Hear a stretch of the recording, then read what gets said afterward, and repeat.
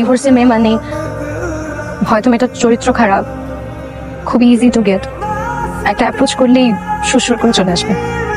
Mini, I am so sorry. আমি আসলে জানতাম না তোমাকে এত কিছু ফেস করতে হয়।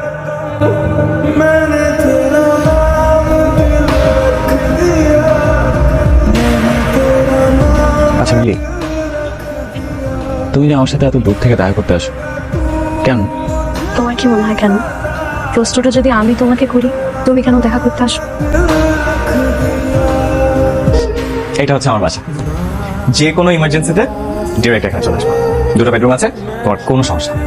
অনেকদিন ধরে কিনে রেখেছিলাম গিফটটা, কিন্তু তোমাকে দিব বলে দেয়াই হয়নি। দেখ তো কেমন লাগছে। খুব মানিয়েছে। তুমি তো আমাকে গিফট দিলে, এখন আমারও তো উচিত তোমাকে কিছু দেওয়া।